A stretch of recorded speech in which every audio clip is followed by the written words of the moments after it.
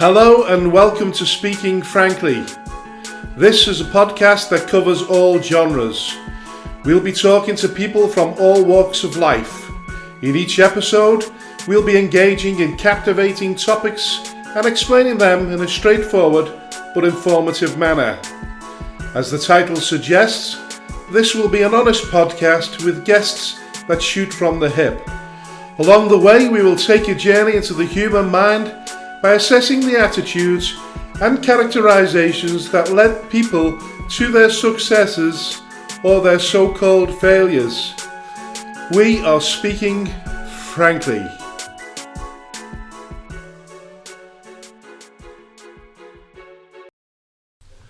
Hello and welcome to the Speaking Frankly podcast. My guest again is Carl Eaton. We had such a good time talking last time that we thought we deserve to treat you all to a sequel. As many of you know, Carl runs a football club for men with disabilities, but if you're not interested in football, you'd still do well to listen to this podcast because Men Aces is more than just a football club. It's a way of life, particularly for the people that are often overlooked in society. My son is a member of the big family and would quite frankly be lost without it. And without blowing too much smoke up Carl's backside, if it wasn't for people like him and his good lady Mim, many people in a similar boat to my son would be very much one of the forgotten people in society. It takes a different breed of person to do for others things that many of us take for granted, so not only do I admire Carl for his drive and determination, I wish I could be half the man he is. One thing I know about Carl is he's absolutely mad. Indeed, he's complete and utter nutter. He's an absolute nutter who at times should be locked up for his own safety. Some of the madcap ideas he's come up with in the past are truly certifiable. His latest idea, Skem's most wanted convicts are at it again. April the 27th will see them attempt the impossible. Land's End to John O'Groats to the Orkney Isles and back to Skem without any money.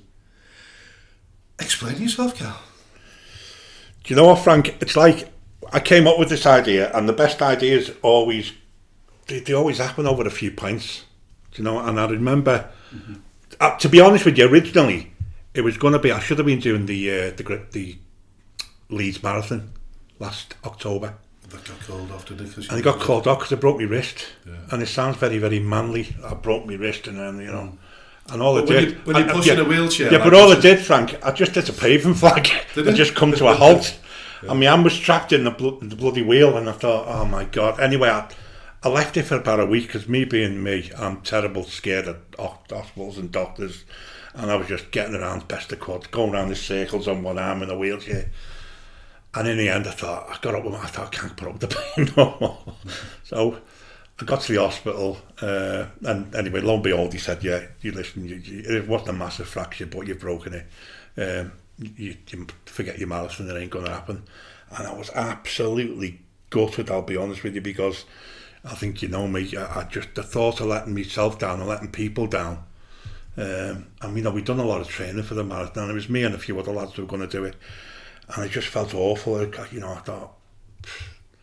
So I had a bit of a meltdown myself and a bit of a cry and a bit of a feel sorry for myself moment, And then, anyway, went for a pint and I spoke to Pete Walsh. Pete Walsh is my best mate, excuse me, and he's one of the lads that's going to be doing the challenge with me.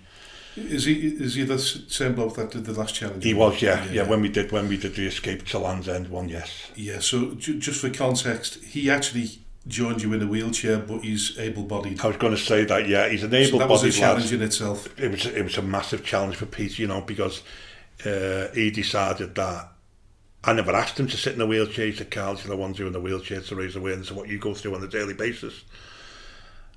And I couldn't believe he'd done that. I couldn't believe it. It took me back. He's a wonderful, wonderful human being, Peter. And every time I come up with these crackpot ideas, he's there.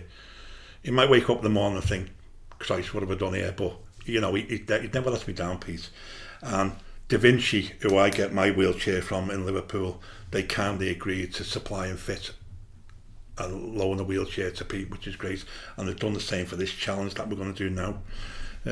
So we sat in the pub, we came up with this idea, And he went, oh, another escape. I said, yeah, but let's push it this time. He said, what do you mean push it? I said, let's go. From Land's End, yeah.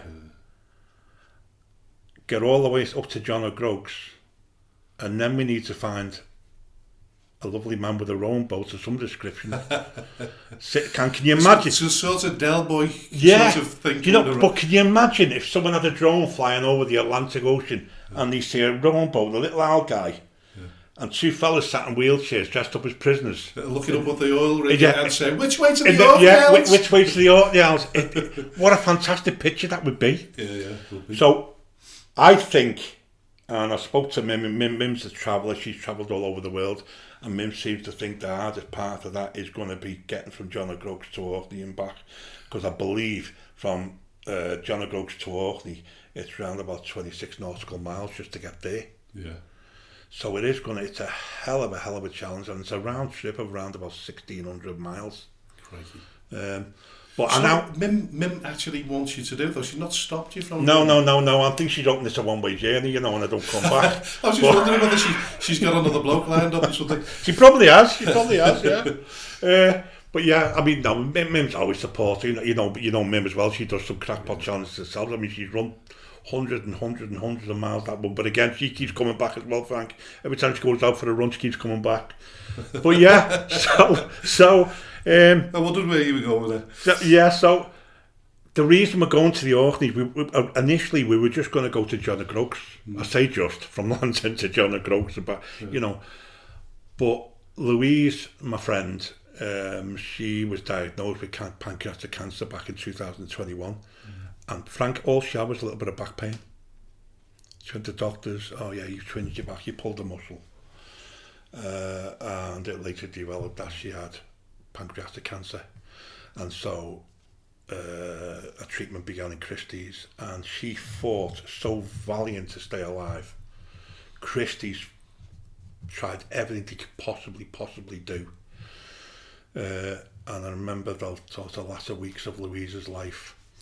We went back to her husband Peter and Louise and said, look, this is the challenge that we've come up with, and Peter says, her husband, can it be done? I said, there's only one way to find out, P. And she said to me, she said, well, Carl, she said, will you do me a favour? She said, every penny that you raise, can you personally take it to Christie Hospital for me? Yeah. So that's what we're going to do. Anyway, a few days before she died, she was watching a programme on Orkney, and she happened to say to Peter, her husband, I'd love to go there. Yeah. And she never made it.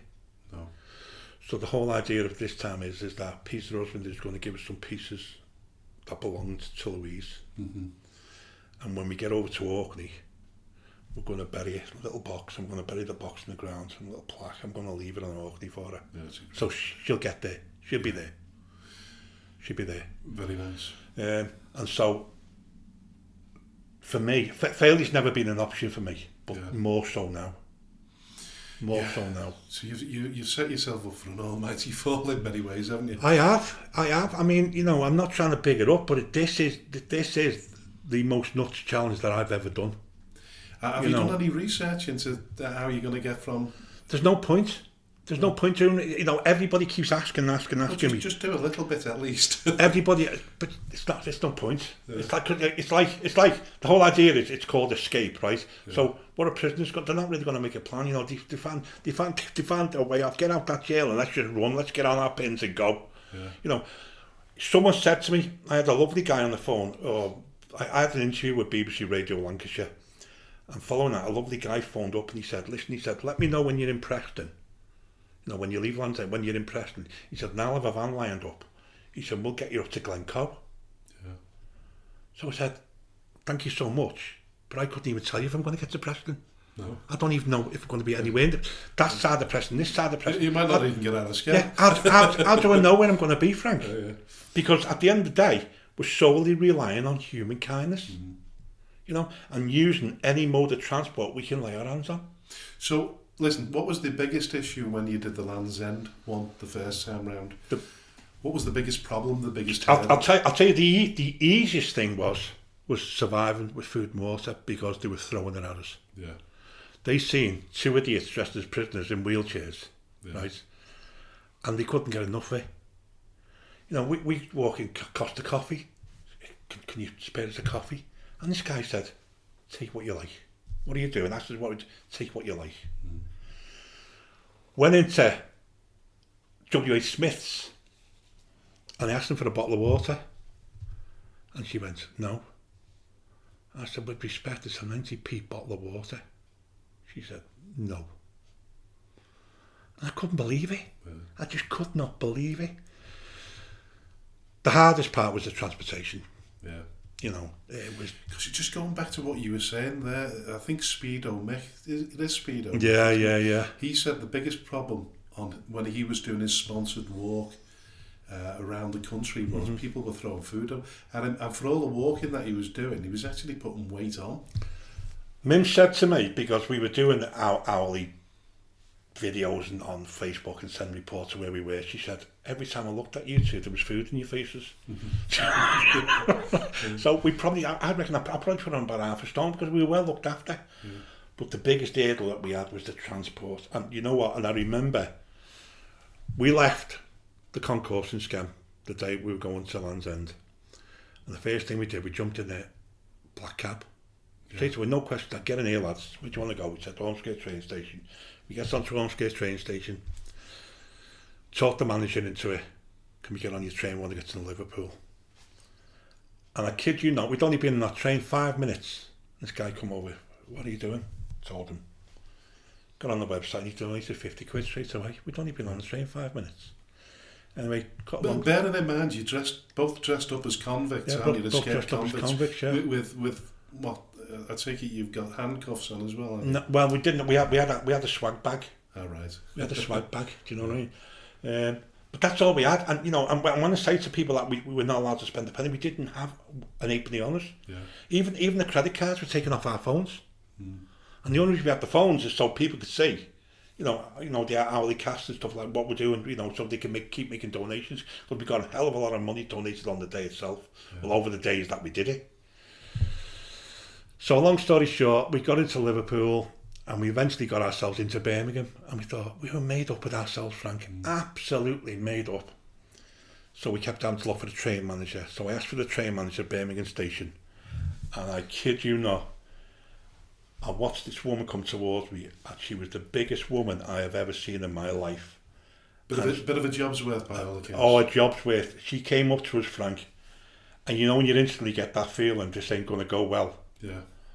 So I said to her, can I just, and I was trying to show the lanyards, can I just show you what we're doing? She went, tell me. So I went through all the rigmarole of what we're doing. I said, we just need to get on the train. So she said, you're not getting on this train. So I said, why not? I couldn't believe it. She actually said to me, she said, because you two will be taking the seats of paying passengers. And I said, with the greatest respect, I tapped the wheelchair. I said, I think you'll find we've got our own seats.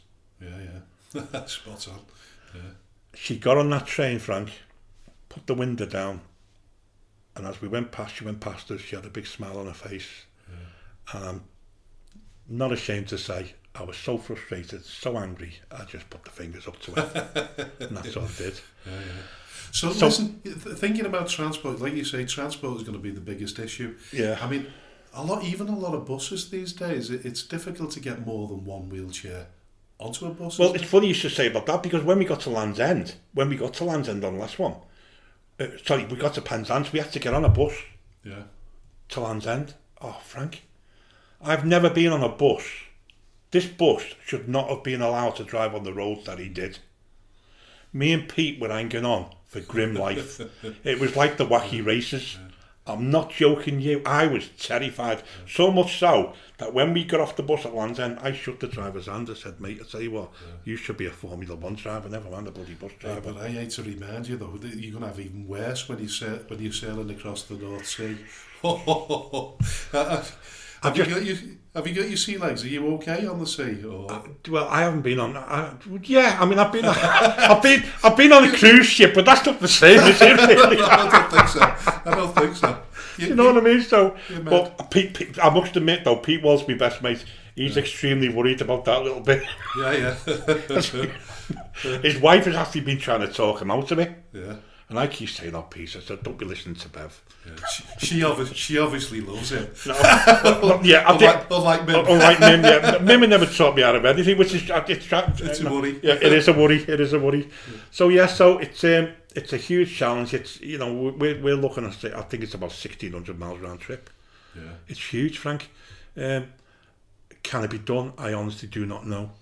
I do have my doubts. I do have my concerns about it. Yes. Is it keeping you awake of a night? Yeah, it certainly does. And the closer it gets, because it's going to be on it before we know, it's only April 27th. Yeah. But you know what keeps you going and keeps you thinking you've got to do it, because you know what, Frank, I'm sat here and I'm still breathing. My friend died of that disease at 58 years of age. Yeah. And what we also want to do now with the cash we've decided is that while most of it we are going to give to Christy, we're also going to buy Louise a memorial bench, because her favourite little place was our water park. And so we're going to get a little bench and we can get it situated in there. Not to remember Louise and for her husband as well, because Peter's going through a terrible, terrible time himself. And so if people want to donate towards this cause now, which is a really great cause, yeah. Where do they go? How do they donate? All they need to do is if you just go on www.rollingingthegloamin.org, or get me on my Facebook, Carl Mendes Eaton. There's a Just Giving page there, and any donation would truly appreciate it. Can I just say as well as that, the BBC Northwest, they're also would be covering this challenge. The BBC, that every time I do a challenge, they've always backed you. Yeah. They've always backed me. Yeah. I said we were on BBC Radio Lancashire several weeks ago. They're after a big scoop though, aren't they? Yeah, after a big scoop. When you're clinging on to Day of Life and when they are in a lie after me. And so BBC Radio Merseyside on Sean Styles' show, we're on there in a couple of weeks' time on Saturday morning. Meeting the lovely Sean, it's a great lad, Sean Styles. So we're going to be on there. So, but yeah, the more at the moment with cash, I think we're on about £2,500. Without the risk of sounding greedy, I need as much as I possibly get. If I get £5,000 or £6,000, I'll be more than happy, And again, the people have been, we're in difficult times, as we have been for a long time now. And what people are still giving, people are still giving, Frank. And again, we talked about this last time. The SCEM community, they're a fantastic group of people, a fantastic community. There's no better. And I can always rely on them to come and support me, come and help me. That's good.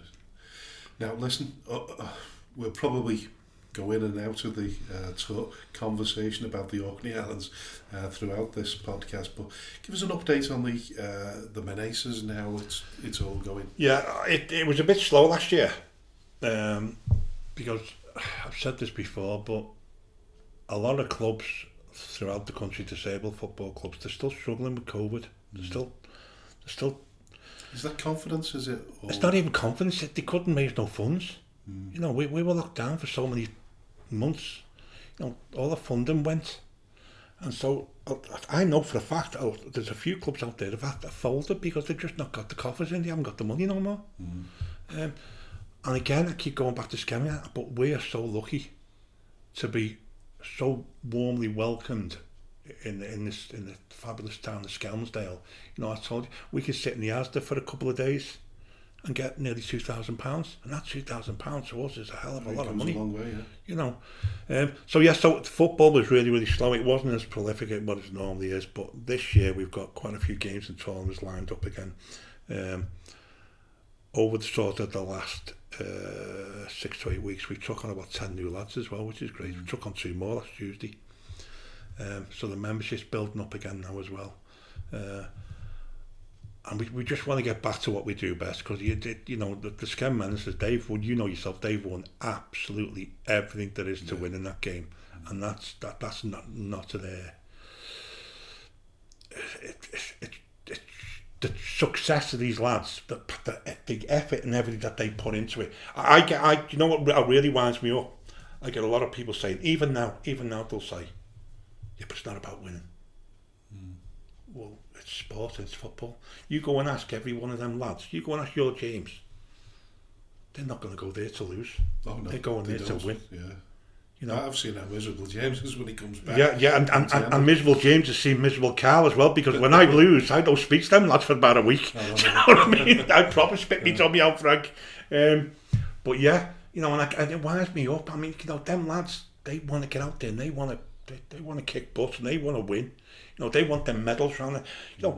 You know, one of the greatest things I see when we play that football, when we go to a tournament and we win, and they're putting a little medal around the lads' necks, the look on them boys' faces is an absolute picture joy. It makes me emotional even now. You know, and I see, and they've got theirs down, they're looking at it and they're touching the badge on the shirt. We just sit back and you go, does it get any better than that? Yeah. It just doesn't. It doesn't. And talking about, there's two of the men aces who qualified for the... They certainly have. For the men cap games, is it? They certainly have, yeah. We've got men cap Great Britain. They've been picked for the men cap Great Britain squad.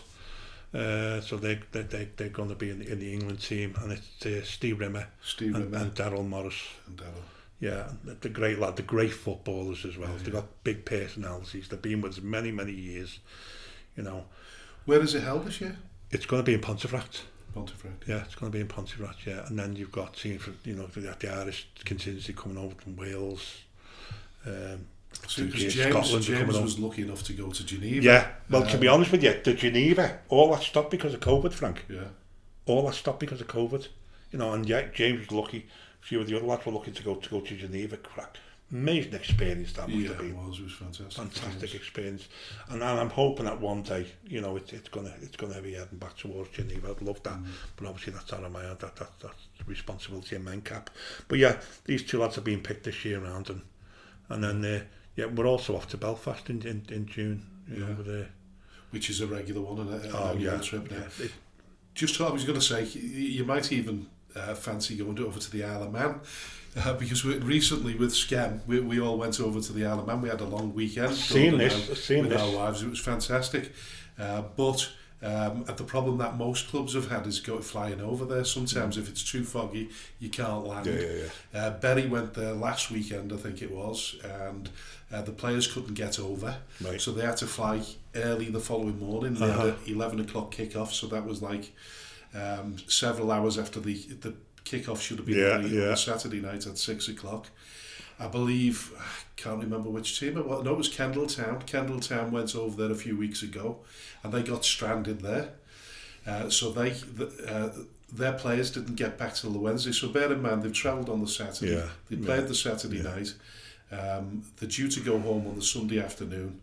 They didn't manage to get away until the Wednesday, and the last two supporters didn't get back until tea time on Thursday, which we were rather hoping when we were there, because we were there for a long weekend. We were hoping the same thing had happened to us, because we'd have loved to have stayed there a bit longer. The Isle of Man's a great place. Well, I do know there's a couple of disability football teams over there as well. You want to get over there, because we've thought of this. We have had conversations about that, but it's the finances though, Frank, as well. You know, like I said, you know, we've got a club there now that's getting on for 60+ members.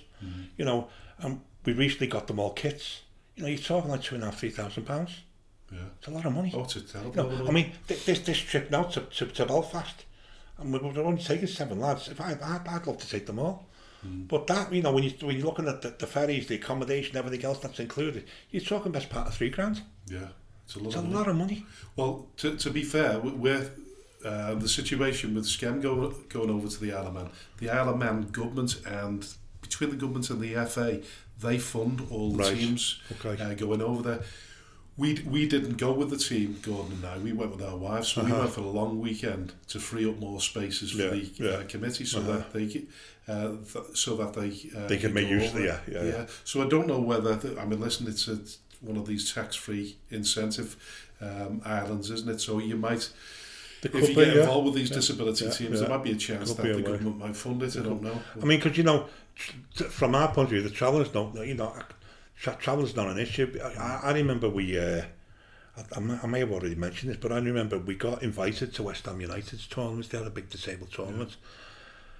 Well, it was Mim found out about it, and I come home from work and Mim said to me, West Ham United got a disabled football tournament, and I went, yeah. She said, well, should we go? I went, no. She went, Why not? I said, Mim, I said, I'm not going all the way down there to go and get our backsides kicked. I said, can you imagine it? I said, I can't do it to the lads. Because there was going to be West Ham United, there was Everton's disability, there was Liverpool's disability squad, there was Stoke, there was Crystal Palace, all the big teams. I thought, we haven't got a look in. Anyway, I'll be honest with you, she pestered and pestered. The worst thing she did, she told the lads. The lads pestered me, and I was knackered. I had to go. So we left at 4 o'clock in the morning. We got there about 10:30, 11 o'clock. And like I said, all the big teams were there, and Red Hot Summer's Day. And no one had heard of Scammeracers. They'd all heard of Everton and Liverpool. Scam. But they knew we were at the end of it because we only won the bloody thing. Yeah, we won that tournament. Brilliant. Yeah, and I couldn't believe it, Frank. Yeah. I just could not believe it. We didn't win it with ease. We battled, and there was some filthy play in them games. I'll tell you what, there were some hard men there. And the lads won it. And so it made me learn, be afraid of nothing. Yeah. Don't fear anybody. Well, yeah, because you've set yourself this challenge, and yet you're turning around and saying to him, there's no way we're going to West Ham to get our arses kicked. You're glad you did it in the end, obviously. 100%. We went to Arsenal, did the same thing, went to Arsenal, we came second.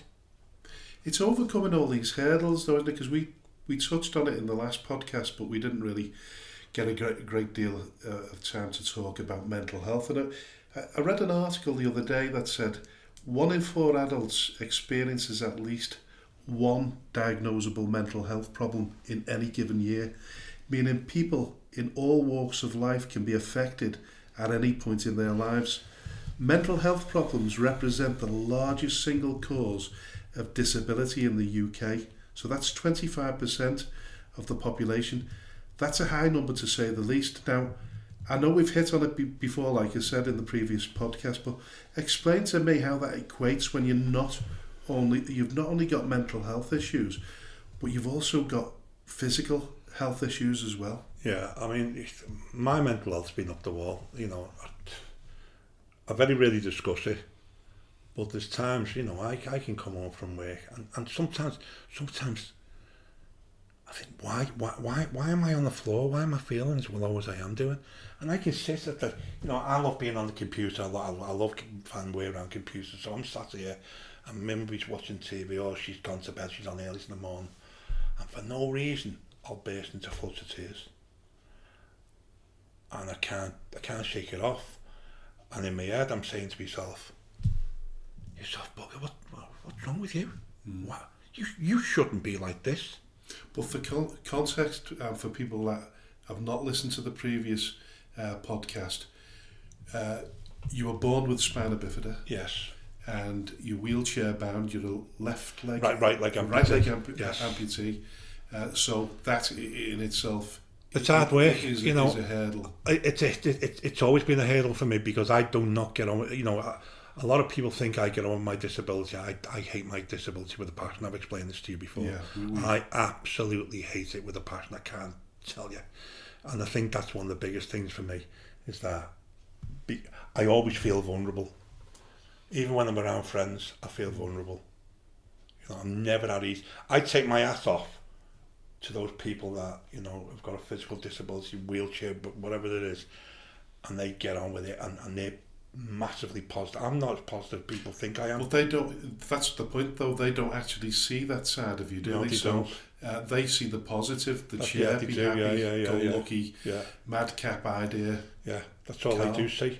Yeah, because I won't let the barrier down, you know. So where do you go to, or who do you speak to when you reach your lowest ebb? Do you speak to anyone? No. And I don't know whether it's not even a man thing for me. I don't know what it is. I'll speak to him. Yeah. I'll speak to him 100%. I'll speak to him. You know, but will you speak to about 100% of your feelings? No, not entirely. No. No. I do hold back.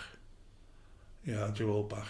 But and then I'm reminded. I try and remind myself. The worst thing anybody can say to you is that, there's people far worse off than you. That doesn't mean bugger all. No. And it doesn't mean bugger all because my issue is my issue. Yeah. Everybody owns their own issue, don't they? My issue is my issue. So when someone says, "Oh, but there's worse people off than you," look at them lads you work with. Yeah, they certainly are worse off than me, some of them. But that's not my issue. My issue is me. Yeah. My issue is what's going on in my head. Do you know what I mean, Frank? Yeah. But you know what? I am an expert at giving advice. Aren't we all? Oh, I'm brilliant. Honestly, I'm a Libran. I'm good at it. Yeah. You know, and I'll sit. You know, some of the parents will phone up. Listen, I'm having a few problems with that. So can you come and have a little word with them? And I'll be there. Yeah. And I'll give them the pep talk and everything else. But taking my own advice, that's a different ball game altogether. Yeah. See, I've struggled with mental health issues myself over the years. And yeah, but what have you done about it, Frank? well, when I mention it to people, they seem surprised. So it's definitely a hidden problem to a degree. But the confusing thing is some experts reckon that the most obvious signs of unhappiness and discontent in life are when someone starts to isolate themselves from the friends and family. But I've found that most people I know that are struggling try their best to conceal the hurt. So they tend to look for... Yeah. I tend to look for other signs like mood swings, tiredness. I don't isolate myself, Frank. Yeah. I don't isolate. No. Because I'm not... So that's the difficulty then. If you're going through your worst moments in your life, where as when I go through my worst moments in life, people don't recognise it because there's no visible... No, but you know why? Do you know why I don't isolate myself? Because I hate my own company. I hate my own company. I couldn't live on my own. No. Not a chance. No, if I got divorced tomorrow, I could not live on my own. But do you ever feel as though you could? I do feel like I could. Sometimes I feel like I want to be on my own. Because you don't have to pass all that doom and gloom onto someone else. I'll give you an example. I went away for a couple of days last year, and I thought, house to myself for a few days. Fantastic. Yeah, do whatever I like, you know. Okay. First 24 hours was fantastic. Yeah. After that, climb the walls. Yeah. So I don't isolate myself. Start putting the washing on then, don't you? Because I'm a people person, Frank. Yeah. Do you know what I mean? I like to be around people. I like to be the centre of attention as well. Yeah. I like to make people laugh. I like to be the joker of the pack. Yeah. But the reality is, I'm not always like that. The reality is, I'm a right miserable get at times. Yeah. How would people recognise that Carl is not himself? Would they recognise it? I don't think they would, because I don't think I'd show them. No. I don't think, someone come knock, I'm low, if I'm low now, knock on my door, hello, how are you? Come in, as normal. Yeah. So I don't know, you can recognise it. Yeah. I feel as though I have an ability to understand other people's grief and hardship, and I sometimes feel as though I can see it in their eyes. I mean, yeah, but would you know that about me if I hadn't told you? Well, I've spoken to you a few times on these issues before, and I know how I feel. I know the deeper thoughts in my mind, and then I try to equate what it would be like for somebody with the issues that you've got. And I think to myself, well, if I'm feeling bad, always an old one that I was told that, when your wife looks at you in that way, that she's not happy with you. Yeah. And you look and you can see I know that look very well, yeah. And then I always switch it around. I turn around and I say to Rowena, I know you don't like me very much at the moment. I said, but don't think for 1 minute you're the only person that's thinking or feeling like that. Yeah. So I think you can have empathy, sympathy, apathy, but you can look at a person and know that they've got issues, whether it be physical or mentally, by the things that they do. For me, if somebody was to spot that I was in a deeper depression than normal, I think they'd notice it because I go quieter for longer periods of time. I'm the same. Yeah. I'm the same. At home, men would know because I don't want to talk. Yeah, Rowena's the same. It would hurt me just to say hello. It's agony just to say that. Yeah. You know what I mean? And in my head, I'm screaming with myself to get out of it. Come on, get out. I'm thinking all the positives, and it just won't happen. It just won't happen. And if for someone similar to me that talks a lot, probably too much at times. Oh, definitely, I've got a big gob front there. Then people would instinctively notice the difference. Oh, yeah. I mean, like you say, you go out and you put on this persona. I do with the football club, and sometimes come across as really confident. And then there's moments when it just blow me stack, and I become a completely different person, and I don't. I'm not coping, and I like to think that I've got coping mechanisms. And so do I. I mean, I come over like I'm extremely confident.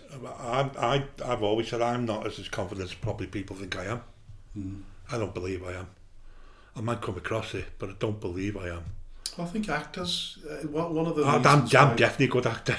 Yeah, well, one of the I used to act amateur dramatics and such like, and I did it because it was shy. It was a way of. I could have seen you in a frock in a pantomime, you know, Frank. I never got quite to the stage of playing a dame because I gave up before I got too old. You know what I mean? But I did play buttons in Cinderella and characters like that.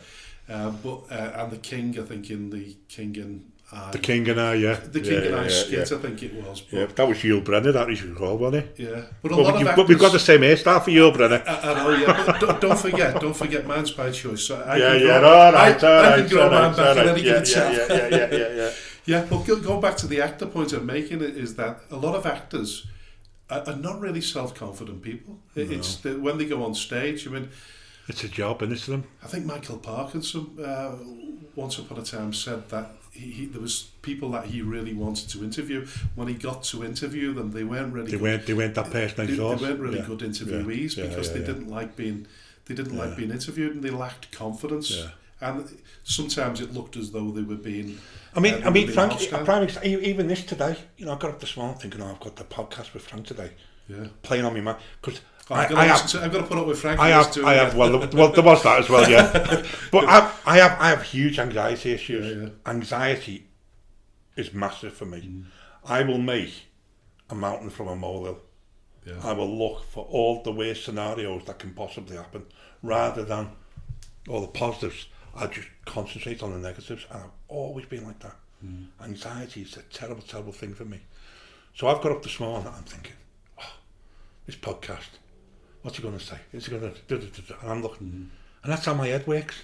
But that drains me. I think that's a good quality, though, to expect the unexpected, to go through the worst case scenario. Yeah. I always say to people, look at the worst case scenario, and then anything that you achieve from that point onwards is a bonus. Yeah. Because sometimes we all know that there's more failures in life than successes. Absolutely. We just hope that when we do get success, it's relatively big, and it keeps us going for a longer period of time, but it doesn't always. You get that success, and you can pat yourself on that shoulder and say, you know what, despite what I thought, I did all right there. Yeah. And it's tonic for me when I'm feeling really, really low. I listen to a lot of motivational podcasts, but I have to carry on doing it. I can't leave it for too long, because if it dips quickly, then I've got to keep topping it up. Right, okay. So what do you do? What do you do to get yourself back on form? I don't help myself. I'm not the greatest person at helping myself. Because you set yourself huge challenges, don't you? Yeah, I set these challenges, and so I suppose, you know, the football keeps me going. My profession, my job keeps me going, keeps me focused. You know that. I think what gets me going in my head is when I'm reminded that people need me. Yeah. People need my support. People need my help. Because I'll tell you what, Frank, if I didn't have that, I really would be on my arse, I think. I'm convinced of it. Because all I've done all my adult life is support people. And it's an awful weird shit, but I've always supported the underdog. Because no one's going to go knocking on their door. No one's going to say, but you need this, Paul, you need that. But I will. And that's all I've ever done. So, and without that, as much as I can feel down and low at times, God knows how I'd feel if I didn't have that in my life anymore. And that, it's like a backup. It's like, it's there, and I know. So you push yourself to the limit? At times, yeah. Do you feel as though you spin in too many plates? I do. I sometimes, I mean, I go through, this isn't me feeling sorry for, but the reality is my disability causes me horrendous pain. And when I say horrendous pain, Frank, I ain't talking, a couple of paracetamol to sort you out here. I'm talking about heavy duty pain. Pain that I've busted walls before today and cried. And you know what? I still go to work. And she'll go, what are you doing? So, I need to. I've got to. I've got to do my job. It keeps me going. It keeps me out. And I've got to work and I'm thinking, how am I going to manage? I'm going to get through. And somehow I always find a way of getting through it. Because I'm a bugger for not giving in. Do you know what I mean? And I think that's the other thing that keeps my head going. That I won't give in. We're talking about this challenge. And I love it when people say to me, oh, you can't do that. Can I? It's the worst you thing watch. You can say to you, don't be telling me I can't do that. Yeah. Don't. No. I just laugh at them. They might have a point, but the only one when Carl Eaton's going to find out is when he gets off his ass and does it. And I think that's what I've done all my life, is prove people wrong. Because, all them doctors years ago, you won't be doing this, you won't be having your own kids, you won't be doing this. And I would love to go back to all these professionals now and go, look what I've done. Look what I'm still doing. And it's almost like I've got something to prove. And it shouldn't be like that no more, Frank. I shouldn't have to prove anything to anybody. But in my head, I still think I have. But if there isn't a challenge that there is always something to prove, isn't there? You want to carry on. Yeah. Otherwise, you just curl up and you stop doing things. So where does the self-care come in then, Carl? Because it's okay. Self-care for me? Yeah, in terms of your mental health, your physical, like you say, you don't go to the doctors when you should do. No. But in terms of how do you... It's okay saying that this is me go-to. I plunge into more madcap ideas and come up with strange challenges and things like that. But there's got to be a point where there is self-care. You know what, Frank? I don't think I've got a definitive answer to that. No. Honestly, I'm being honest with you, because... What does Mim say to you when she knows? When she sees like this, does she shield you? Or sees me in agony, she says, don't go football training tonight, or you're not going to that competition. Which is the worst thing she can say, really, isn't it? Because you say, no, I'm not going to stop going. Once or twice, I might have said, okay, because I can't physically move sometimes.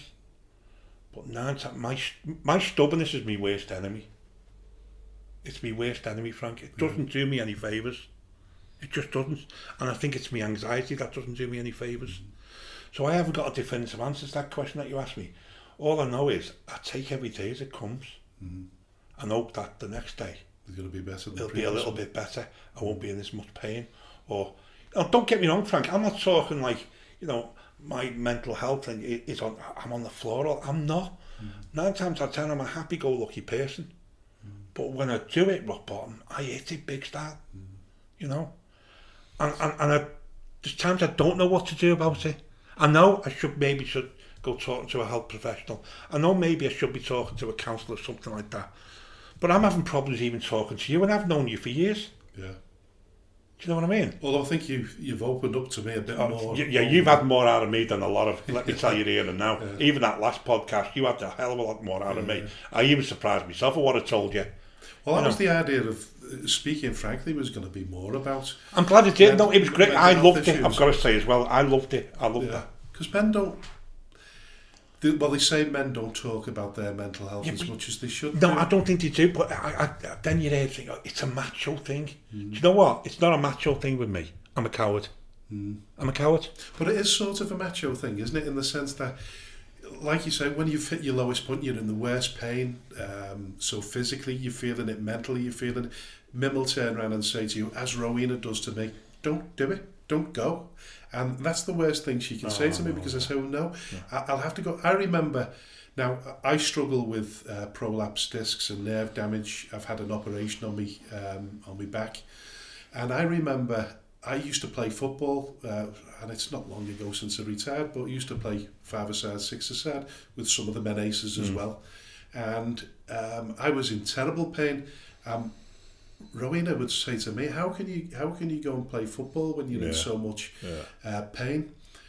And I tried to explain myself, and I sometimes felt as though she thought it was a bit of a fraud, and that the pain that I was actually in, I was overstating it. Yeah. But when I went to see my surgeon before I got my operation, he actually turned around and said, I can see why he did it, because it's not going to make his damage any worse, but it gives him a form of focus. So focus is a form of therapy in itself. Do you know what I think gets in the way as well sometimes, though, Frank? Pride. Yeah. I think pride gets in the way. Just for me. I'm a really, really fiercely proud man. Don't ask anybody for anything. But is that the focus, though? Is that the pride is the focus? It's the one that regenerates you, helps you get back on form. I think it definitely does. So sometimes even when you're at your worst point and your battery's really, really low, it's a little bit like a dynamo effect. You've got to keep on pedaling so that light shines bright, and you just got to. I think that pride thing. I think that's the thing that reignites. It gives you that kick in the arse and says, you know. So if you stop pedaling, the battery goes completely flat, and then you've given up altogether. Yeah, you know, and then I can get, you know, it's like I sit here 11, 12 o'clock at night, sub my ass out, go to bed, get up in the morning, like nothing's happened. Yeah. Biggest smile on my face, and I'm thinking, what was that about last night? I've no answer for it. No. What was that about? I remember a period in my life where I was living away from, I was working and living away from home, and I just, there was no warning. It just hit a brick wall, and a blanket of darkness just descended, and I couldn't sit down, I couldn't stand up. Sounds strange, this doesn't. I couldn't watch the telly. I couldn't listen to the radio. Couldn't listen to music, and I sometimes buried my head in the cool blankets. I moved. I went to the fridge. I put my head in the fridge to cool myself down. I thought to myself, I need something to eat. I got something. I made a sandwich, and I didn't eat the sandwich. And then I was pacing up and down, and it was just, in the end, it was only tiredness that stopped me from standing up, moving, and not coping. And it's happened to me a few times in life, not often, where you feel as though, what do you do next? Where do you go from here? And this is what I was going to mention. Sometimes I have to personally work out the difference between being tired and unhappy with what's going on around me. So whether or not I'm actually struggling mentally, I sometimes think, am I struggling mentally or am I just tired? Sometimes you need to. A lot of people turn around and say, and I think you have to be careful now. If you're in school now as a pupil, you have to identify yourself as well. I'm not having such a good day today, but I'm tired, rather than saying, I'm not having such a good day today because I think, you know what, I'm with you, because I can, like I said, I can come home from work and you know, and I'm not at the greatest time of work, and I'll bit tearful and stuff like that, and then you do your question, is that the day I've had because I'm just shattered, or is it my mental health? What is it? You know, I'll tell you another thing that I'm no good at rejection. Terrible. I take it to heart. Take it to heart. If I've say for example, I've put something on a website or Facebook, whatever, and it gets a poor response, my overthinking kicks in. Well, rejection's a funny thing, really, isn't it? Because for an able-bodied person, you automatically think when somebody rejects you, whether it be work or otherwise, that it's because you're not good enough. So for Carl, when he's rejected, do you feel that is down to your ability or lack of ability? I think it's definitely down to my ability. Definitely. You don't turn around and think, you don't think for 1 minute it's because I'm in a wheelchair, I've got Spina Bifida. No, I don't think that. No. I think it's all down to ability. 100%. Do you think a lot of people in your position feel the same way? I don't. I think that they feel I've spoken to people. Oh, before. listen, there's times as well that, when I look at my, I've got 2 beautiful grandkids. When I look at my missus, when she's running up sand hills and this, that and the other with the kids, I'm thinking, my God, I would give the world to do that. I'd give the world to kick a ball. I'd give the world to be shooting up and down the sand hills on the beaches with the kids. Of course I do. Of course I do. And that can floor me at times, Frank. Yeah. And I'm not ashamed to admit it, there's times where I can be really, really jealous of him. Yeah. Extremely jealous. Jealousy or envy? A bit of both. Yeah. A bit of both, just being honest. And I've told her this before. I'm envious and I'm jealous of she goes off climbing these mountains and stuff that she's seen. God, I'd love to do that. But it is what it is, and that's what I'm saying. I don't bode well with my disability. Listen, my front door there now, as you know, outside my door, there's a couple of handrails there. Right? I can stand up to a fashion, hold on to these bloody handrails, otherwise I'm going to be having a relationship with the floor. Yeah. And I can shuffle a little bit to my car. But if I see one person walking down the street, whether they know me or they don't know me, that door gets shut. Yeah. Because there's my vulnerability on show. You see what I'm saying? Yeah. Oh, definitely. Where, really, I should be saying, they're not. In my head, they're looking at me. The reality is... Is that the reality is they don't give a shit. They're not looking at me, Frank. No. So that's either a physical stroke, mental issue, isn't it? Because if you're struggling with your mental health, I'm with you there. I can open my door, and if I see a neighbour walking past and I'm not feeling like having a conversation, my door... You hide away. Equally, I can be... A lot of people... Sometimes you feel as though you need to explain yourself, but I could be walking through a shopping centre or a town, a road, and if I'm not feeling right, my head goes down and I do my best to avoid. And I hate to say that, but it's nothing personal. No. It's not that I don't want to... I don't like this person. I don't want to speak to them. I'm with you 100%. A little example. I was in the Asda. I had to nip to the Asda a few weeks ago. I don't know where this stress relates, but every now and again I come out with a few little red blotches on my skin that I don't like. So I thought, gotta go to the Asda. Get in there, and I've seen someone, and I purposely hid round the aisles so they couldn't come over to me and see these bloody little tiny farting blotches on my skin. And it's pathetic. I think it is. In my head it is. It is. But it won't stop me doing it. It is and it isn't. And it's a little bit comical at the same time, isn't it? Yeah. Because does anybody else spot the fact that you just paused? You probably have. You've just come to a pause. It's like that. Jeez, this Frank, I'm away. Do you know what I mean? There's only so long you can look at a tin of beans, isn't it? Yeah. Without people questioning why you're there. And then normally I'm on the Tampax aisle of Frank or something like that. You know what I mean? Well, listen, I've done similar before. I was in Superdrug in Southport, and I was looking. And I was thinking to myself, I'm trying to work this one out now, and it's those pleasure I do aid things, and I was thinking to myself, I honestly thought it was something to do with hearing aids, and I was looking at it thinking, and then I cottoned on. It was like pleasure aids. Well, do you know, funny you should say that. I was in Tesco, I kid you not, a few weeks ago with me missus, and I'm going, and I went. And I looked again, and it was these pleasure aids. And I went, Bib, sell them everywhere now. In Tesco, and I'm going, Tesco. You used to have to go to Blackpool Promenade to pick them things up, didn't you? Or a few of them dodgy shops on the corner, Frank. Yeah, definitely. You know what I mean? Anyway, I don't get off that one. I don't know anything about them ones myself. It's only what I've been told about Frank, you know. Yeah. So listen, we've touched on it because we talked about mental health. I find the mind is a wonderful thing. It often goes unchallenged from a personal perspective. Yeah. So I make it my business to challenge my mind on a day-to-day basis. And like I say, if I miss a day, I try to top it up. Does that make sense to you? Yeah, it makes perfect sense. I wish I was like that. Yeah.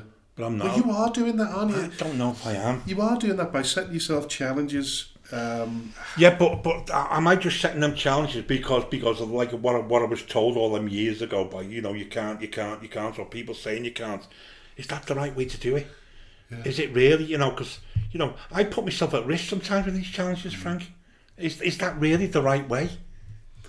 Yeah, well, listen, I remember my careers advisor, so I would have been, I don't know whether it's after you've taken it, so it might be just before the end of your last year. Yeah. As it was back in them days, it was in the dark ages. It was in the dark ages. As much as I can remember, it was years 1 to 5, and it was. By the end of year 3, you have to pick your options.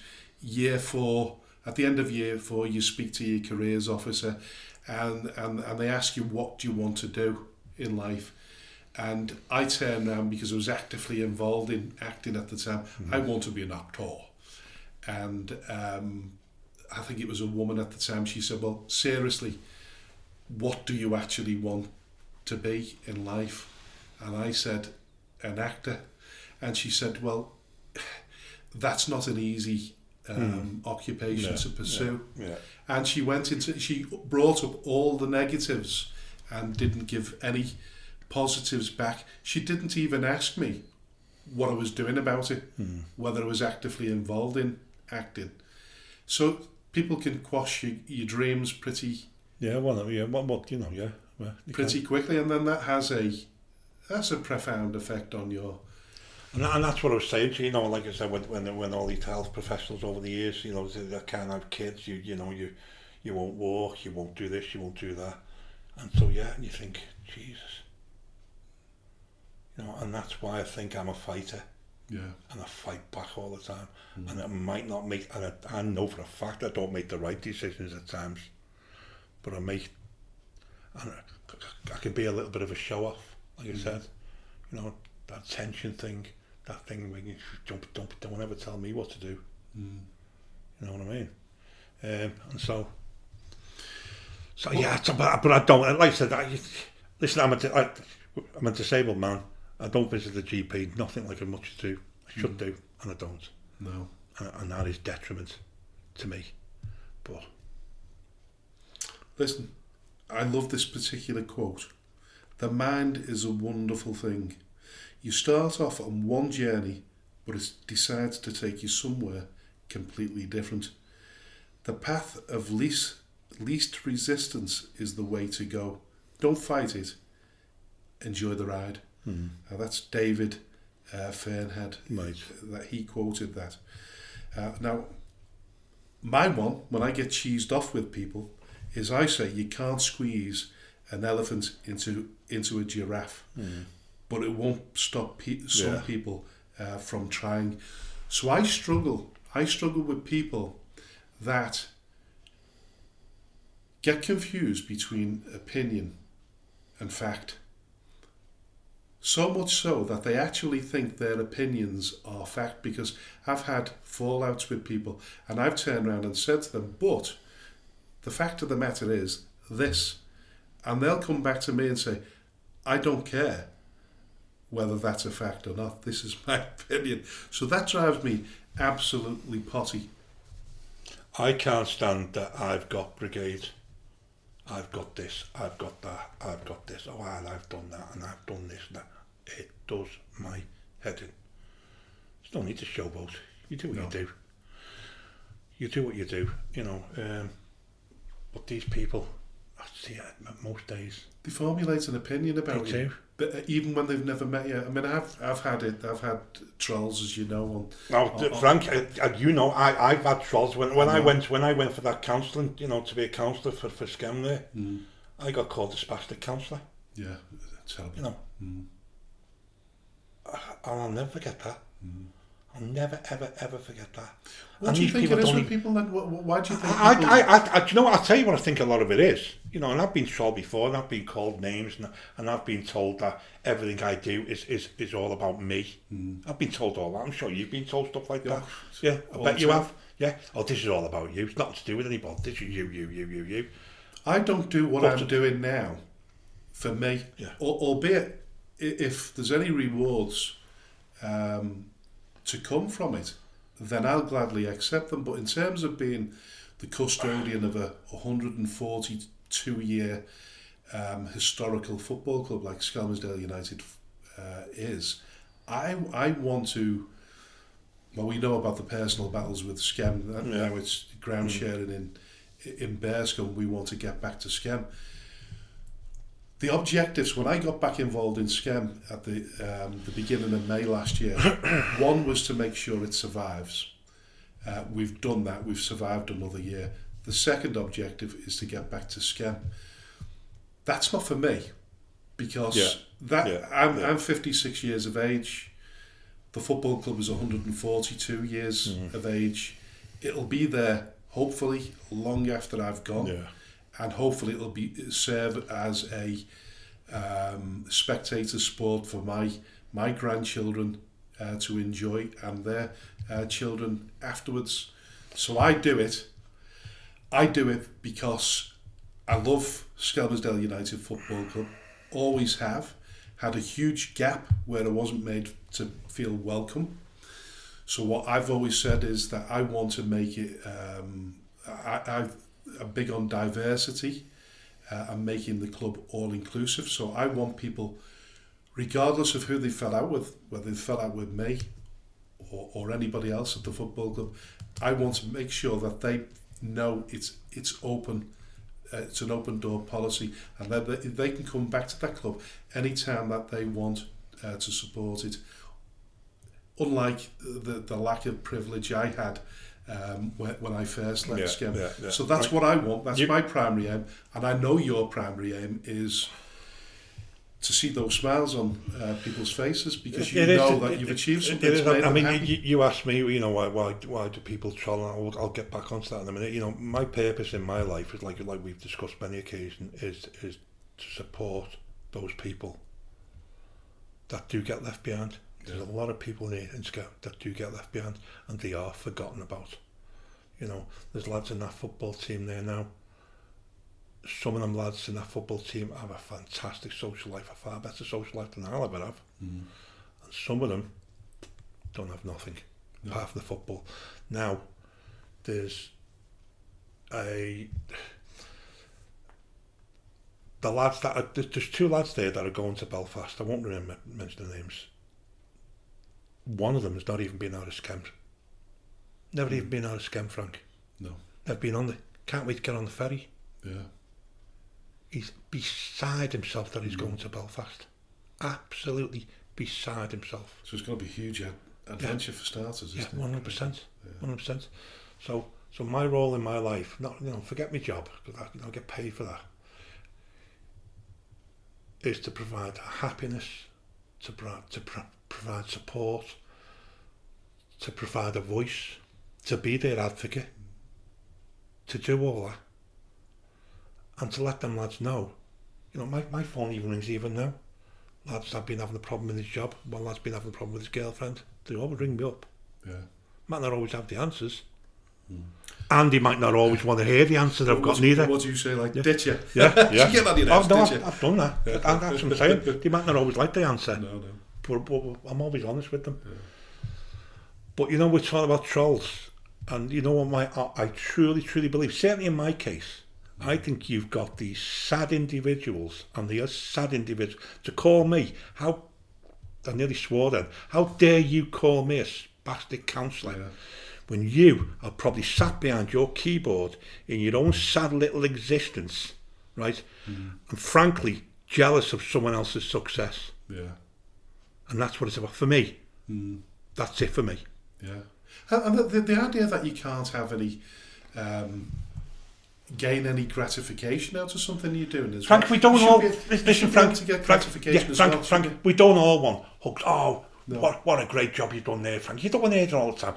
But now and again, for someone to come, patting your shoulder, hey Carl, hey Frank, well done there, lads.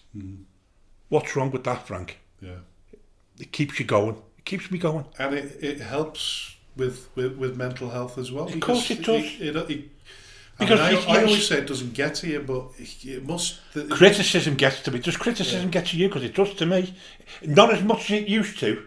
I think it motivates me, criticism as well. Yeah. I mean, so I'll say to anyone, I've learnt a lot over the years in terms of social media, in terms of responding. I pick me moments when I respond. I don't get embroiled in an argument because I know you'll never win a social media argument with a troll. Because what happens is the troll takes over, and the people that actually support you. The troll has that power. Yeah, the people that support you are too scared to back you up because they'll get trolled themselves. They will, and that's the unfortunate side. Social media can be a great tool because, like you say now, you've got 10 new members now that have joined Menaces. A lot of that will be down to the publicity and the focus, the huge focus that Scam Menaces gets over social media. So that's a good benefit, but there's a lot of. It's a bad tool in play at times as well, Frank. You know, it's massively useful for us, but it can have another thing I hate. I was worse years ago when we first started the Menaces off. Is pie crush promises. Someone promised me something. Don't make me a promise if you're not going to fulfil it. Yeah. Don't do that to me. You know, you fill me head with all these ideas. Hey, and sometimes it might not come to fruition for a perfectly good reason. And other times it doesn't come to fruition because the person who's been making these promises can't be asked. They just follow talk.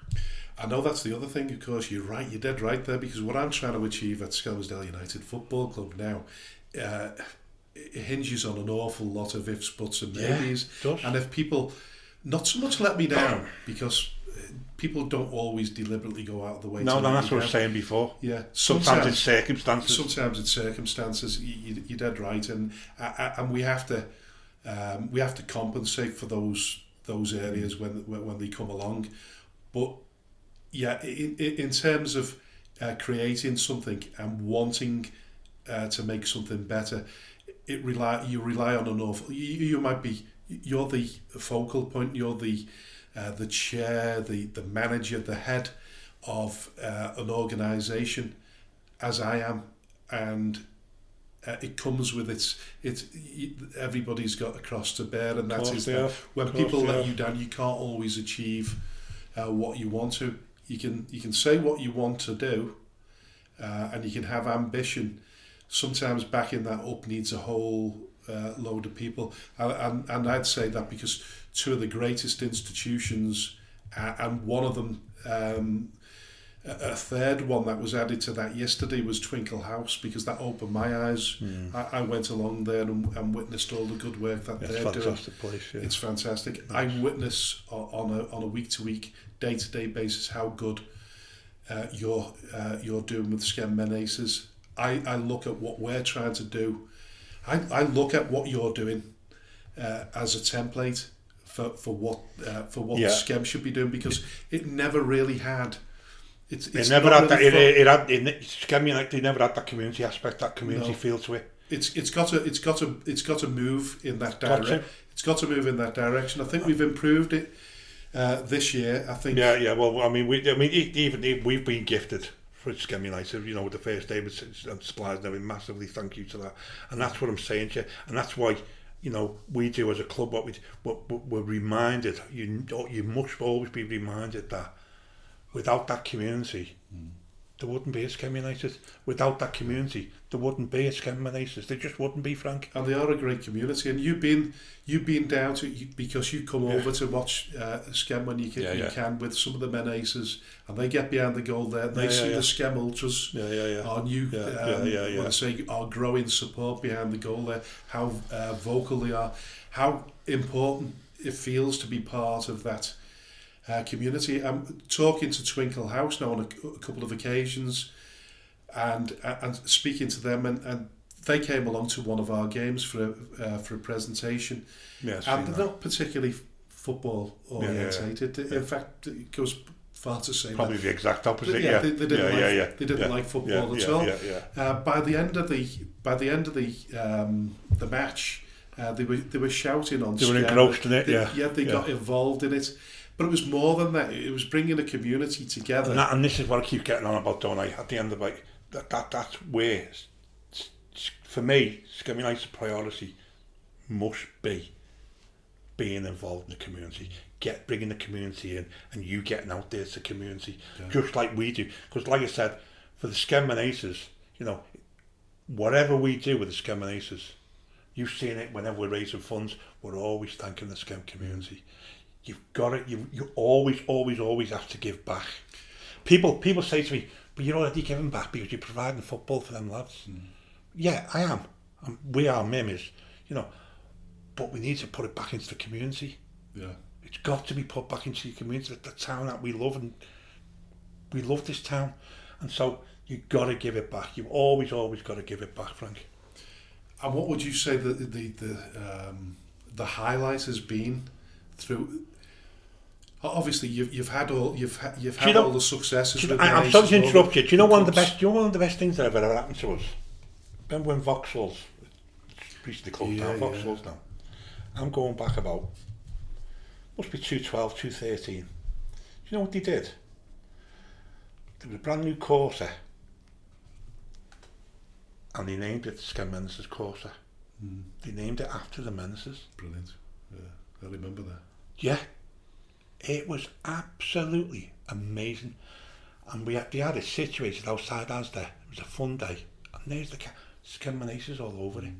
And it was to promote the lads going to the Special Olympics.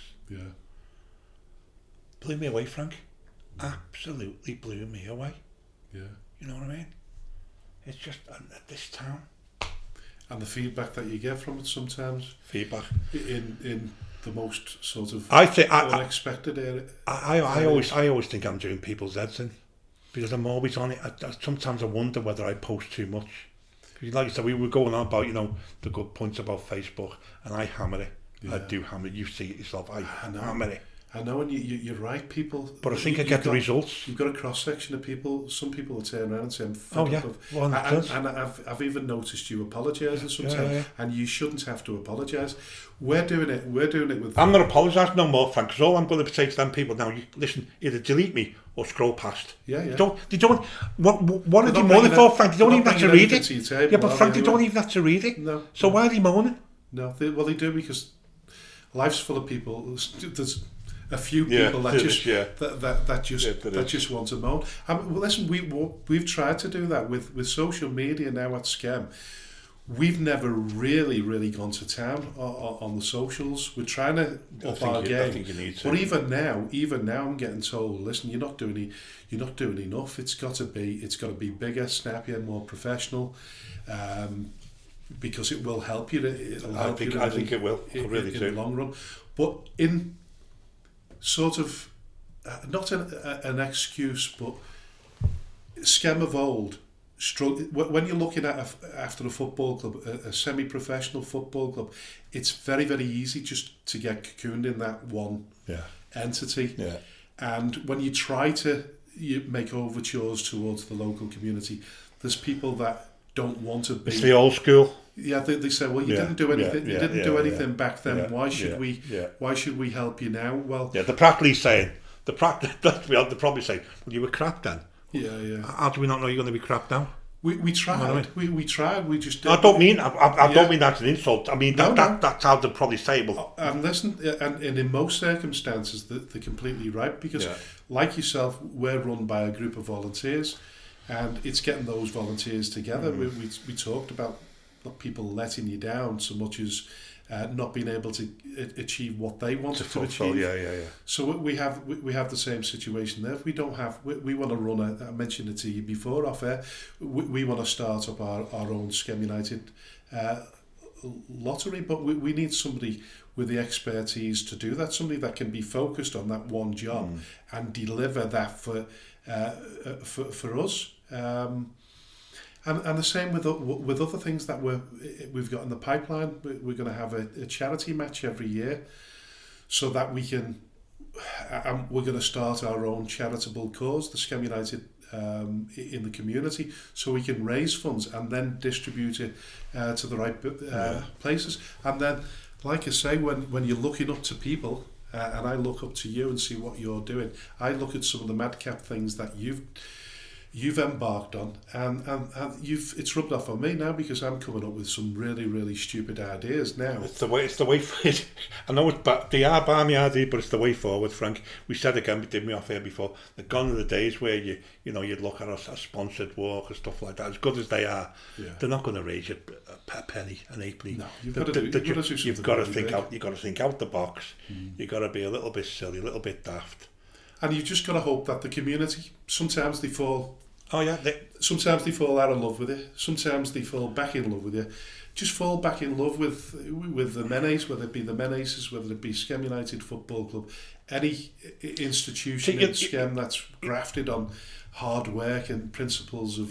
Frank, you know what? You're always going to get your backers and your knockers. You're always going to get it. I mean, I still get knocked down. Me and Mim get knocked down. But what these people seem to forget is that me and Mim both got full-time jobs. Yeah. Okay. The amount of people that have said to me over the years, you could make a living out the Skem Menaces, and yes, I could. 100%. I could go and make, never be loaded, but I could make a comfortable living out the Skem Menaces. Would I do it? Never in a million years. And the only reason I wouldn't do it is because it wouldn't have the same meaning to me anymore. Then it would literally become a job and a chore. And I'm not saying that I'm a do-gooder, I'm doing it all for nothing. That's my choice. But we could make a living out of it. But I'll never ever do it, Frank. No. Never ever. I was in a similar position to you. I went and worked for Southport Football Club for a short period of time, and it wasn't the same. It just wasn't the same because when you look at the issues and the problems that but it's a job then, isn't it? It become a job. And I said when I left, I said to the chairman at the time, I said, listen, I'd have done this job for nothing. And I would have been more effective had it been, because I wouldn't have been scared of turning around and saying, exactly, you're not tied down to it. That's wrong. So from that perspective, I can understand why you would not want to make a living out of it. That's not to say that if somebody came along and said to you, listen, I can create a position here and I can make an awful lot of money for charity, but in order to do it, I would need to work full time. I say the same thing here at Skem now.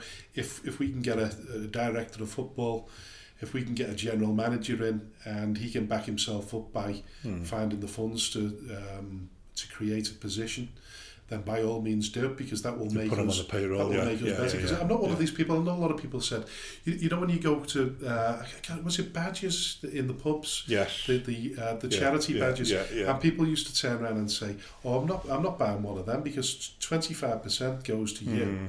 25% goes to such and such, and then there's probably only 25% goes to the charity. And my personal thinking on that is, well, if people weren't out there raising money for charity, you wouldn't be getting them kind of funds in. I remember, when they set up this challenge, this latest challenge here now, and initially when we first set it up, we set it up so that any donation would go directly to Christie's. Yeah. And a few people come back to me, and I thought about it, and I thought, you've got a fair point. And they were saying, how do we know that it's definitely going to Christie's? Because it's floating around in cyberspace. So I sat there and I thought, you know what, I'll tell you how I'm going to do it. I'll physically take the cheque myself with the cat and I'll deliver it personally to Christie's Hospital. Yeah. People can see it. So initially a couple of people that didn't want to donate for that reason, when I explained what we were going to do, the money started coming back in. Yeah. It's funny how people's heads work. Oh, listen, we know about that. You know what I mean? For definite. Listen, some quick questions to sort of round off the podcast with. A question I've always wanted to ask people, because I know what my answer to this. If you could watch any football match in the world, where would it be and who would they be playing? You're not going to like this answer. Go on. I don't have a football brain. I'm not even particularly fond of football. No. Believe it or not. Yeah. I love Liverpool. I know you said that, and that's why I'm asking this question. I love Liverpool. Yeah. I'll be watching them on Sunday. Yeah. I'm sure you will, hoping Chelsea will win. Yeah. No. But I'm the complete. I'm an Evertonian.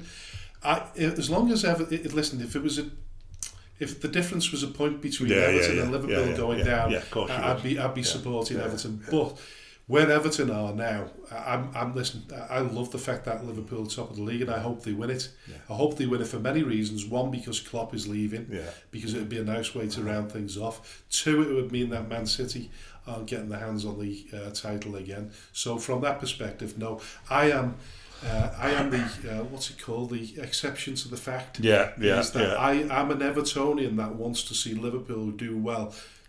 I must admit. I mean, Mim is a big football fan. If Liverpool lose, I can't speak to that woman for 2 days. So, but I must admit, we're not the type of people that want Everton to go down. We've never been like that. Want Everton to stay up there. We've always been like that. But getting back to you, what game would I watch? I would love to go back and watch the Scamman Aces win that West Ham tournament again. Yeah. That's what I'd want to go and watch. Yeah. Forget all the Premier League. Like I said, I don't really have a football brain. I leave that to my coaches. Yeah. You know. So where would you play if you got the option and Scamman Aces were going to have a final? Where would it be? Would it be Anfield or would it be Wembley? I've got to say Anfield, Frank. Yeah. I'd have to say Anfield. But you know what my dream is? My dream is, if I ever come into money, if I ever won the lottery, I would absolutely love the Scamman Aces to have their own ground. Yeah. Share it with others, you know, but have on their own ground, Frank. Yeah. And invite teams from all. Because you know what? We used to, before the JMO even got built, we used to go to, to say we're close, it's all over the country, and the facilities that they have was second to none. And we'd invite them up here. And frankly, listen, we had bugger all. We're playing on Liverpool Road in mud and filth, you know, and it's embarrassing. But so it'd be a dream come true. But you know what? You're just the man to do that. If anybody can achieve that, you're probably the man that could do that. So, little questions before we finish off. Your favourite meal? Bacon ribs. And would that be your last meal if you were the condemned Yes. Man? Bacon ribs and cabbage. Just like my mum used to make. And what would you wash it down with? Oh, it'd have to be a nice pint of golden, half lager, half bitter. My dad used to drink that. All right, crikey. That's an old... Pint of golden. It's an old man's drink there. Oh, you cheeky bugger. But it is an old man's drink though, isn't it? I mean, I remember... Listen, I'm saying that. I used to follow me dad, God bless his soul, when he was alive. Yeah. My dad used to go from one drink to another. Like, in one minute he'd be on mild, the next minute he'd be on mixed. So I'd be drinking mixed and I'd be thinking to myself, this is like dishwater, this, Dad. How can you drink this? But I'd carry on drinking it until he switched to lager or cider. All my old man I used to drink was golden. That's what I get it from. I you know, my locals, the Plough and Arrow over the road now, they're proud sponsors of the Scamman Aces. I'm the only man in the Plough and Arrow, the only person that drinks golden. Yeah. No one else has it by me. Right. Yeah. So go on, golden is half bitter. It's half bitter and half lager, yeah. Half lager. You know what? I'm going to try it. Beautiful. I'm going to try it again. I tried it years ago, and I won't say years ago. Just go in, ask for a pint of gold. Well, make sure you put a good head on it, Frank. Not fill it like a nice, decent head on it, and you'll be all right. Well, yeah, let me know. I'm definitely going to try that. That's a challenge for me. It's nowhere near the Orkney Island. I'm not sponsoring you, Frank. But you'd have to sponsor me to have a pint of mixed again, because I couldn't have that. I think it would make me sick. Anyway, listen, your pet hate. You probably already mentioned it. But yeah, my pet hate is people making promises that they can't fulfil. Yeah. It was 2, pet hate and lateness. Yeah, can't stand lateness. Yeah. I was on time today, wasn't I? You were a minute late, to be precise. Well, it was only because you were looking for the car back. Yeah, no, but I do. I hate lateness. I'm ridiculous. If I'm going somewhere, I know for a fact I'll be an hour early. Yeah, terrible. I sort of try to pride myself on being punctual as I can, but sometimes things let me down, like traffic. I mean, I remember leaving. I can't remember where I was going now, but I left deliberately 5 hours earlier than I had to. Right. And I still ended up getting there late. And the same thing happened when I went to watch. You remember when the riots started off in Tottenham at the beginning of the football season? Yeah. Everton were playing Tottenham at the beginning of the season. And I was a season ticket holder at Goodison at the time. and I decided I was going to go to the first game. So paid for all our tickets, and it was postponed to a later date because of the riots there. So thank God we didn't go down there then. When it was eventually played the game, it took us over an hour to travel the last mile. But there's nowhere to park. I couldn't park it anywhere. So that I really hated that. And I really hated being late because then we had to wait in the queue to get in there. We were stuck in the rafters, and it was the old White Hart Lane then, you know what I mean? It wasn't the new stadium as it is now. And we were stuck in the rafters there 10-15 minutes late, and I think we lost 2. The other thing that winds me up is slowness. You know, people, come on. Hurrying on people. Jeez, I could have had it done by now. Yeah. I don't know if that's because of my impatience or what. I don't know what that is like. Well, my pet hate is, and I sort of fall out with my wife sometimes over it, is that she'll come in and she'll start moaning about everything, and I'll be there. I might be busy, and she'll start moaning about everything, and then she'll turn around and she'll say to me, about an hour later, bear in mind, she said, "Oh, I'm rabbiting hell, I'm getting on your nerves now, aren't I?" And I just nod and say yes. Well, I say to my missus, because my rota's all over the place. Like, I have a couple of days off, then I'm working 3 or 4 days on the bounce and whatever. Only this morning, got up, she said, "What time are you in work today?" I said, "Well, I'm off today." She said, "Oh, bloody hell." So thanks for making me want it, man. So, but yeah, I mean, you know, I have to say though, before we end this podcast, without Mim, we couldn't do the men. She's just a workhorse as well. She really is. She's always been that way, you know. And the men says, "Oh, that woman a hell of a lot." Yeah. Oh, well, listen, we know that. That's why I mentioned Mim at the beginning. At the beginning of the podcast. I'm the same with Rowena. This time round. Well, what did they say? After, you know, behind every good man is a better woman, or whatever. So what did they say? Something like that. Something like that. I think, we might not agree with it all the time, but you know. Yeah. I remember like I say, when at the beginning of sort of my journey back to Skem. Gordon he'd rang me and said, "Listen, any chance of us meeting up?" And we met up in our house, and Rowena said, "You're not doing it, are you? You're not going back, are you? After all that trial, after everything that had gone on, surely you're not going back. You've got to think about the family." And I said, "No." I said, "What I'll do is I'll go under the radar. I'll help as much as I can, and I'll see how it goes from." And then changed bit by bit, and she's saying, "You're going to go back, aren't you?" And eventually I said, "Yeah, I think it's the right time to go back." And she said, "Okay, I don't agree with you, but I'm fully behind you." And even James said, "You're not going back there."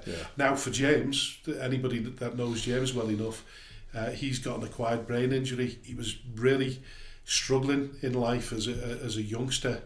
Coming to Skem and supporting Skem United Football Club was a bit of a saviour for him, in terms of it gave him something to focus on. So when initially he turned around and said, "Oh, you're not going back, Dad, are you?" He loves it now, and he cries just as much as he does when men aces lose. It's a way of life. But yeah, you're dead right. Rowena's been a rock in terms of what I'm doing. She pushes me to the limits, helps me as much as she can. It's the same with Mim, exactly the same. I can't think of enough. We're really lucky, but like you say, when it comes to challenges, there's no holding us back, because they're either looking at our insurance policies or they've got a man lined up. But listen, that's another podcast altogether. So listen, I was going to ask you the most satisfying thing you've ever done, whether that be with the men aces or in life in general. The most satisfying thing I've ever done is my own kids. Yeah. My own kids. You know, from, like I said, without harping on about it again, without, you know, being told by health professionals years ago that I'd never father my own children. Never walk. I walked for years and years. As I get older now, I'm in a wheelchair now because it's, you know, age, it's a natural progression. but I walked. You don't actually walk physically, but you walk through your children and through your grandchildren. Yeah, and through my grandchildren. That's what I'm going to say. The greatest thing in my life now is my kids and my grandkids. Because I've got grandchildren. Yeah. I've got two. Yeah, I know I've got two now. Yeah. It's amazing, isn't it? It's the most fulfilling thing ever, Frank. And the greatest thing about you it can is give the buggers back, though. The buggers back, yeah. You can give them back, mate. most definitely. So listen, what's next for you? Any more madcap ideas? Well, do you know what? I'll be honest with you. I said I'd keep this secret, and Min doesn't even know this, but if we get away with this challenge, then all I'll say is, remember the film Escape from New York? Oh, I've never watched that one. Well, I fancy seeing if we can get to New York. Yeah? Yeah. Blagging it or? Blagging it. Yeah. Blagging it. And don't ever tell me, tell me it can't be done, Frank, and I'll show you the way. Start following Richard Branson or something. Yeah, I know. I've already got a few ideas there.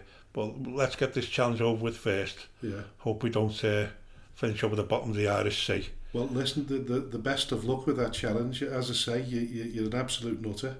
But the world needs nutters like... Well, I think so, you know. Definitely needs nutters like Carl. It's been an interesting podcast, been a really easy one. It has. We touched really on the subjects that we skirted around last time. And no doubt next time we get together we'll have a similar conversation. Absolutely. But for now, Carl, thanks very much and good luck. Cheers, Frank. I appreciate that, mate. And you take care, and good luck with the rest of your podcast. Cheers. Thanks. Take care.